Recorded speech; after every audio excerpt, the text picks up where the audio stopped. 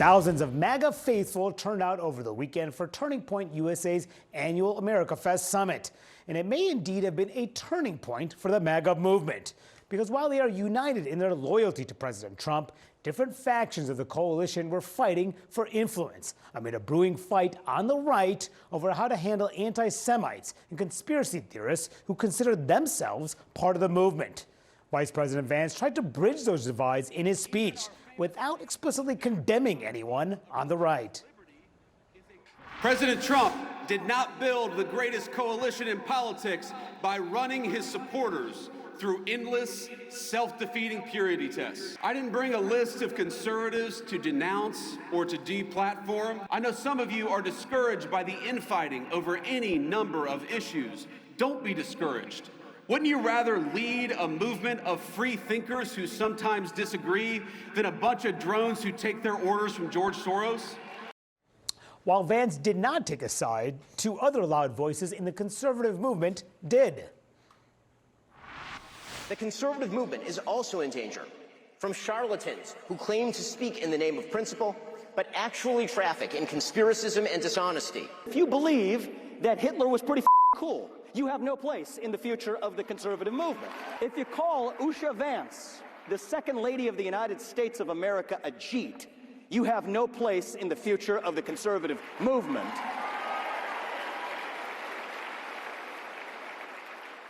And if you can't say those things without stuttering, then you have no place as a leader. I'm joined now by a terrific group of reporters. Good to see you all on this Monday afternoon. It is Monday, right? It is Monday. Yes, it is. Okay, just confirming that. Jeff, you've been covering this conference that's been playing out. Really, this fascinating debate that's been going on publicly.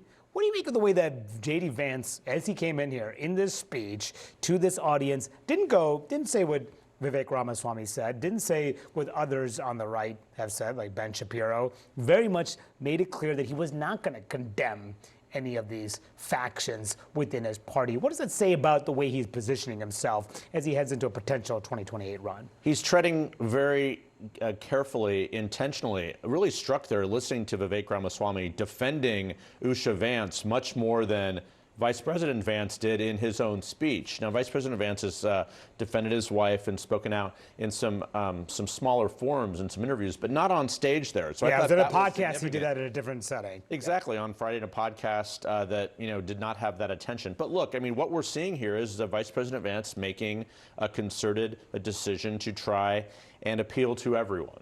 Appeal to the entire gamut of the Trump movement, if you will, but not really taking a stand. And I think this conference ended in such a way. It was supposed to be J.D. Vance's sort of moment. Erica Kirk announced her endorsement for him in 2028. Never mind, he's not even said he's running. Of course, he's likely to do so. But I'm not sure how strong he ended up being at the end by trying to, thread a George Soros line, et cetera. He didn't really take a stand. And I think that it showed the fissures inside the Republican Party.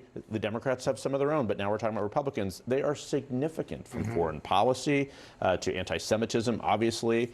So it'll be interesting to see this post-Trump era. Maybe the only one who can sort of lift up J.D. Vance is Trump himself, and we'll see if he does it. What do you make of that? He's saying this is a Big Tent party. There's not room for any purity tests, unlike trying to distinguish himself very much from some of those other voices we heard. Yeah, I think if you went to that speech looking for a leader to say this is right and this is wrong, you're going to leave that speech very disappointed, because that's exactly what he did not say. I actually don't think that it's in conflict with what we've seen from J.D. Vance over the course of the 11 months. Given multiple opportunities from the racist Republican group chat where he said that those young men were young men instead of some of those being 40 years old. In other instances, he has basically declined to condemn various positions in which other members of their party have said, yes, that's not, excuse me, yes, that's not appropriate. And so I think that you're seeing him in real time trying to expand what Trump built. Obviously, we know that there has been some contraction due to these kind of lower poll numbers with Hispanic voters, folks feeling put off by the immigration policies, folks feeling put off by the economic policies. So he's trying to just hold the coalition that they built in 2024 and also expand it, and that is by not condemning people in places that traditionally Republicans would condemn. We'll just listen a little bit more from his speech. on Sunday, talking about how he says this is a Christian nation. In the United States of America, you don't have to apologize for being white anymore. The only thing that has truly served as an anchor of the United States of America is that we have been, and by the grace of God, we always will be, a Christian nation. Christianity is America's creed. Very much leaning into that message. Yeah, and if you look at this speech, we talked about how he's kind of trying to be Switzerland when it comes to this internal dispute in the Republican Party. And kind of, I would argue, trying to have it both ways. But there was a lot in this speech that was speaking directly to the more kind of right-wing portions of the party. He was talking about Congresswoman Jasmine Crockett, talking about, calling her basically a fake street girl. He talked about Minneapolis. He called it Mogadishu. They were kind of like these little dog whistles that were meant to speak to that kind of far-right portion of the party to keep them in line with him that I think didn't penetrate as much, but are also significant from this speech. He very much, and this comes through in the comments that Jasmine was talking about as well, he very much wants to keep that section of the party in line and behind him moving forward. He doesn't want to do anything to sacrifice that. And just the tightrope, look at some of the headlines that came out of this speech. J.D. Vance walking a tightrope on the raging Israel debate within MAGA. MAGA infighting over Israel in 2028 heats up at the conference, and then the battles over free speech. Jeff, can he continue to walk this tightrope?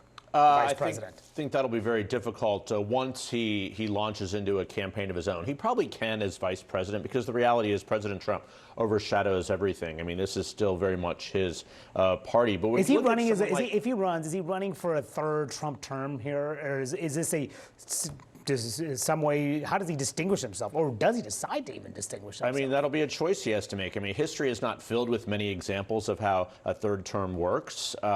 The idea of him, trying to define his own path is probably something he'll have to do. But look, I mean, we don't know several things to answer that question. One, are Republicans going to lose control of the midterms next year? If they do, control of Congress, excuse me. If they do, he will certainly have to chart his own course here. But what I'm wondering, Vivek Ramaswamy, if he wins as governor of Ohio, does he emerge as a leader, as someone who challenges J.D. Vance? I mean, it's hard to see it perhaps right now, but someone will challenge Vice President Vance. There's no way, in my view, that he will have a wide open shot to this nomination. I mean, you see our recent polling that shows only 22% of people right now want J.D. Vance to be the nominee. Yeah. And 64% say no one specific. Which I don't think is a huge knock on Vance. I mean, I think that's sort of normal, but it just shows you that he may be the heir apparent, but that doesn't guarantee his nomination. Yeah, no question about it. I want to listen to some more voices from this conference from over the weekend. Not only am I not an anti-Semite, and would say so if I was, to hurt white men because they are white men. That is racism that is precisely as bad as anti-Semitism, but it is much more widespread and has been so far much more damaging. Ben Shapiro is like a cancer, and that cancer spreads. I keep hearing diversity is our strength, but I'm not so sure. The young white men who for a generation were left behind by DEI. Don Jr. saying diversity. I keep hearing diversity is our strength, but I'm not so sure. Yeah, I mean, for a party that likes to talk about how DEI and talking about diversity isn't our strength, they do talk a lot about race. But of course, it is about the white race.